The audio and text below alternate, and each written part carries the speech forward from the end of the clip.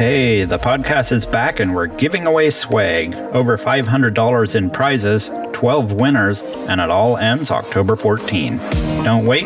Go to smarterroofer.com/contest right now for details and to enter before it's gone. That's smarterroofer.com/contest. By the next year, the business starts going down. We did a roof for a cabinet shop some years ago, and the guy was like telling us how his dad grew this cabinet shop business, and he had, I think it was like 14 employees, and they were doing like $5 million in cabinets or something. But he said the last 10 years, I think it was last 13 years, he's run the company, and he's down to one employee. The cabinet business just gotten really tough, he said. It's not more true than nothing, because there's cabinet shops that are growing like crazy, but that's the law of the lid, and he didn't understand that. Guarantee his dad started the company, put everything he had into the company, grew it, and then he handed it off to an entitled kid that the process never grew the kid. And now the kid's down to one employee and times are tough and the cabinet business ain't that good. It ain't nothing to do with the cabinet business. You better go take a good hard look in the mirror.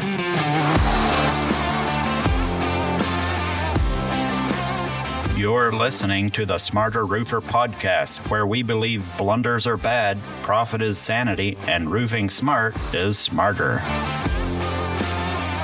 It's been a while since the last episode. My name is Owen Schrock. I'm Elias Raber. And we're glad you guys are tuning in. So what's been going on lately? It's been a minute since we did one of these podcasts. I started a roofing company with my brother-in-law, Tony. Been on the road a bunch with him, just helping him grow a company.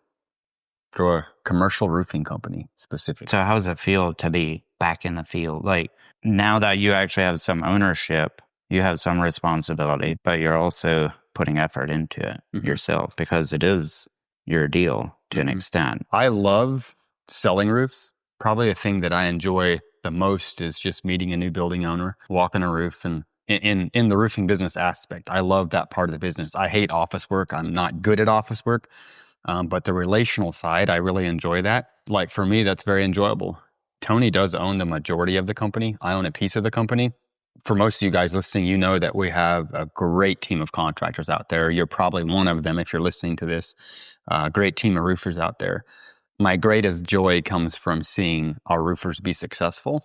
Like, I love that. But going out and just looking at roofs and walking a roof, like, to me, honestly, it's I don't know if it's a stress reliever or not, but like, I really enjoy that. It's easy. It's simple. Like, I think owning a roofing company is a really simple aspect of business. Like, just go meet somebody and sell them a roof. It really is that simple. Like, this week, I helped a guy sell a project, a brand new guy in our team. He just went through the last roof systems training, and he just closed. He's been a contractor for probably 15 years, but mostly residential, and getting into the roof coating business is new for him. And him and I went with him a week and a half ago. We met a building owner. We showed him our samples. We walked the roof, and the building owner showed us, all the ins and the outs of the building and the issues and all this happy stuff. And then 2-3 days ago, we went back. He asked us to come back and go over all our proposals, like what we were offering, because we were offering a couple different options. And we went over everything. And he signed this morning, actually. He got a check to my new contractor for, it's like $420,000 job. I think it's $422,000 job. Beautiful metal restoration. I absolutely, like, that makes me so happy to see a new guy having that success. Like, he told me in the residential business, he's like, I've had a good run for 15 years, but I'm making a good living, but it's not giving me options. It's not getting me ahead. And that's why he's getting into the commercial space. I signed one this week that was right at $200,000 for our own company. And that makes me happy. But like, seeing one of the guys in our team get that makes me even happier. And it's not very normal for a brand new guy in commercial to land a huge project. No. I told him 3 times. I said, Jonathan, do you understand what, like, this doesn't normally happen. Like, normally you get a $35,000 one, and you get a $50,000 one, and you get a $17,000 one, and you build up that way. And honestly, if you're a new guy and getting into business, like, if you're looking at this, I would just as soon you sell 20 little jobs as one big one, because now you have 20 people talking about you. You have 20 people referring you. You have 20 new customers. But nobody's ever going to argue that first one being $400,000. Let's talk about the roofing business. How did you come up with this idea? What made you decide to jump back in? I think we touched on some of this on one previous episode back in the spring. Yeah, just walk us through some of the highlights from that. I mean, the reason that I wanted to start another company is I get a fair amount of leads from contractors, particularly contractors that, maybe joined the team 15 years ago. I have a guy in Pittsburgh that joined our team 15 years ago, but he's gotten to the age where he just doesn't like getting on roofs anymore. And this year already, we've probably done $250,000 worth of work for that company. Since we started Quaker State Roofing, we've probably done close to $1 million worth of work for that company. It's companies that he refers. There's one particular company that he referred us to that I get a fair amount of referrals from contractors that maybe have joined the team over the years, and for whatever reason, they went a little different direction, or they're like, this guy, his sons literally don't want him to get on roofs anymore. And so he pretty much works for his sons full time. They own tons of apartments. And that's actually why he had joined our team, is to do his own roofs. Was like a small time contractor, but he's like, maybe I could do my own roofs. And I'm like, sure, you can do your own roofs. And so I've just built a lot of relationships over the years with contractors that I get a fair amount of leads through some of these guys. And so I'm like, instead of just pawning those off to somebody else, I'll run some of those myself because I have some time. And that was kind of the motive behind it. And my brother-in-law, Tony, came to me literally right over the same time. And he was toying with the idea of starting a company, not really roofing. He had a couple other ideas, and they were good ideas. And I said, I called him back one day, and I was driving on the road, and my wife, Deb, she kept telling me, Tony would be a great guy in your team. Like, you should get Tony started doing roofing. And I'm like, well, I don't know. He's been thinking about, a couple other business ideas too. And she's like, well, just talk to him about it. And so one day I called him and I said, did you ever think about getting into commercial roof restoration? And he was like, yeah, I'd actually really like to, but I didn't think you'd want somebody else in this area. Like, there's already enough guys in this area. Is there not? And I'm like, one of our biggest competitors is locally here, and their company is north of $50 million. And all I said to him was, as long as he's got $50 million, and they do exactly what we do. We don't need $50 million worth of business, Tony. I said, we just need another million or two. And so he was like, well, I'd love to. And I said, well, come over tonight. And so we had dinner together, and literally by that night, we decided to put a partnership together and make it work. Awesome. Love that. Let's talk about some challenges, because this podcast is designed to help us grow, to help people grow. Mm-hmm. New ideas. What's been some of the biggest challenges in that business as far as growth and running the company? Oh man, I would say the number one challenge, not just for Quaker State, but for really any roofing business, is acquiring the customers. Like getting the business, that is the engine that runs the machine. Like, if you're not selling and getting jobs, and commercial roof restoration, it's not residential. Like, if you want easy, go start a residential business and build decks for people and put residential roofs on. You're going to get referred a much more. You're going to get referred a lot easier.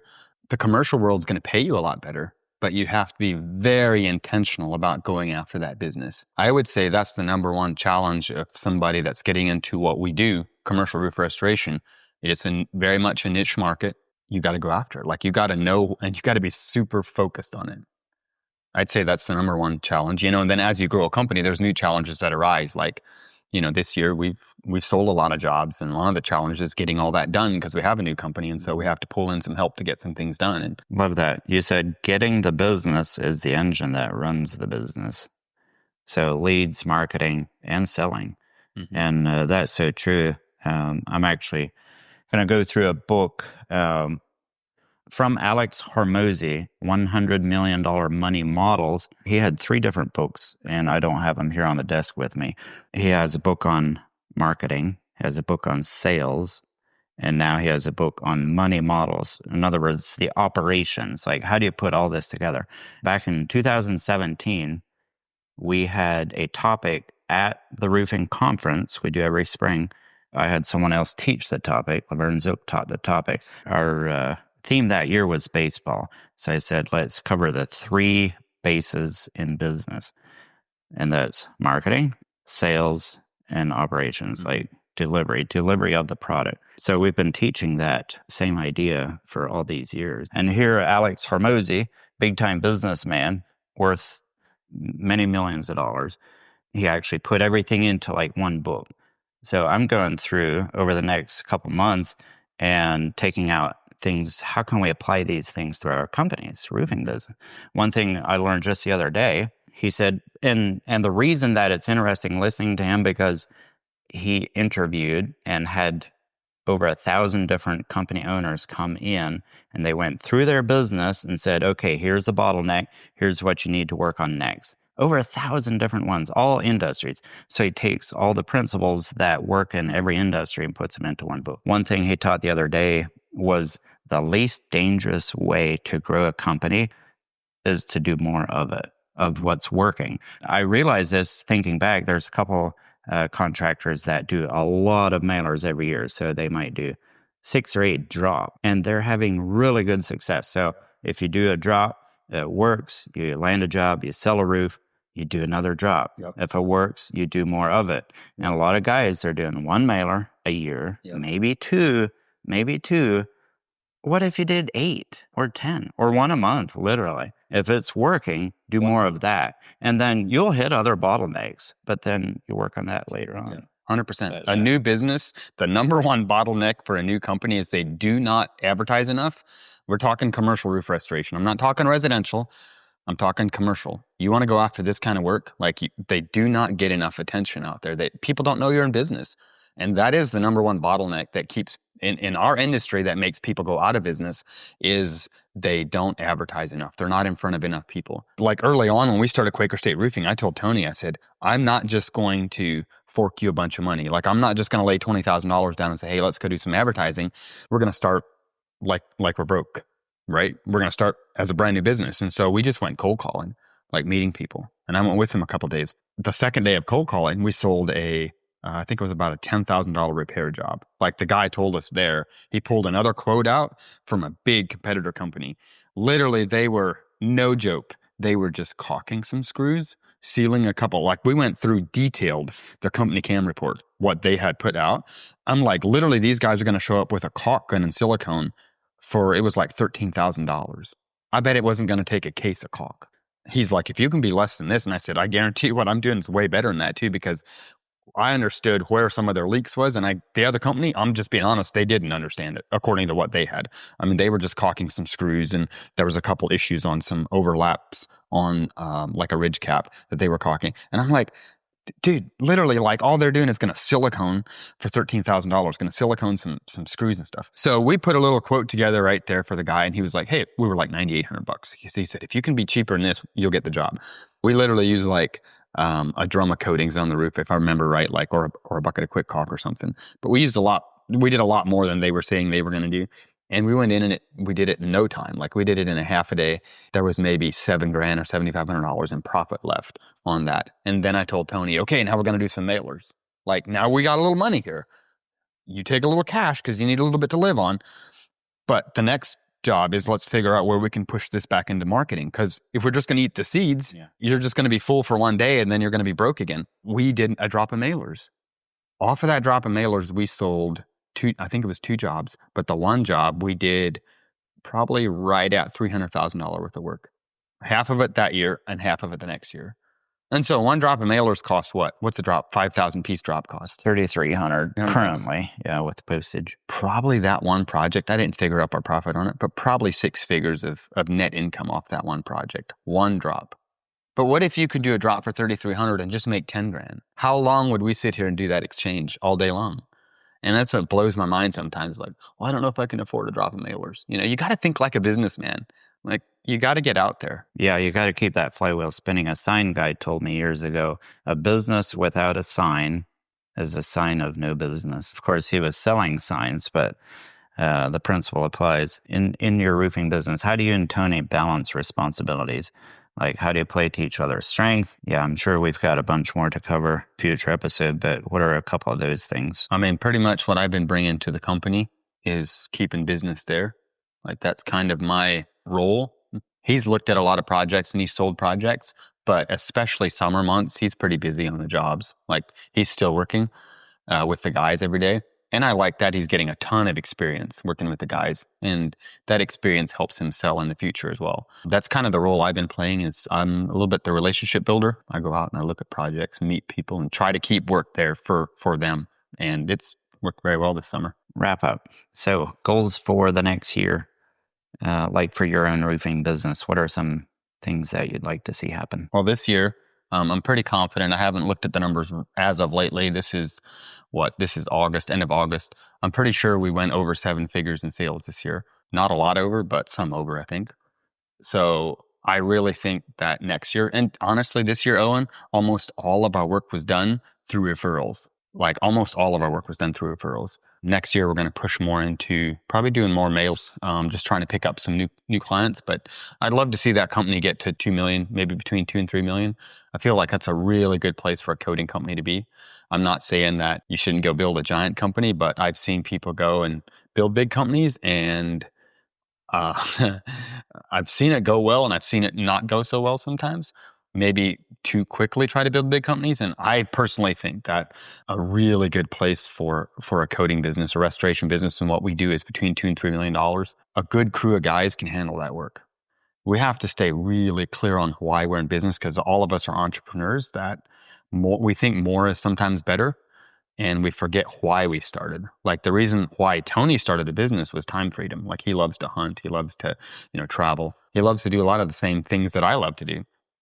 And I'm trying to teach him to be like, stay really clear. And I'm trying to tell myself this too, because I always think I can do more. But every time we go for more, anytime there's a win somewhere, there's always a loss somewhere else. And, if you can bring people in your company to help you grow that, then that's great. I personally think a really good place for a coating company is between $2 and $3 million.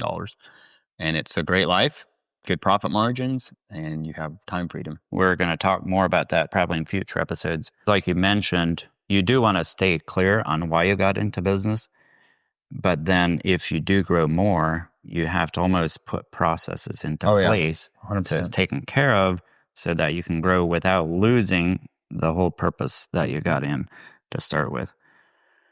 Any closing comments? And then the next episode, I think we're going to talk about an event for this fall because we do have something coming up tentatively in December. And a couple of people are going to be able to take advantage of that. For sure. It's going to be an awesome time. And so maybe the next episode we'll talk about that. Absolutely. Any closing comments on this one? We talked a little bit about startups here. The bottleneck for guys starting up is not getting enough attention. And I'd say if there's something in your business that you want to make sure that you're not lacking in, is that you're getting a lot of attention. That's the engine that runs the machine. I love that. Great advice. Awesome. Okay, we'll be back next time. This episode was brought to you by the Smarter Roofer Growth Alliance, our private community for commercial roof coating contractors just like you. Inside, you'll get early access to the raw video recordings of our bi-weekly podcast sessions. You'll also unlock instant access to all 31 of our GEMS Monday morning motivational videos. Plus, you'll get proven strategies, tools, and a network of commercial roofers just like you. If you want to grow your business faster, smarter, and with the right support, join us today by going to smarterroofer.com/grow. Join us on the inside at smarterroofer.com/grow.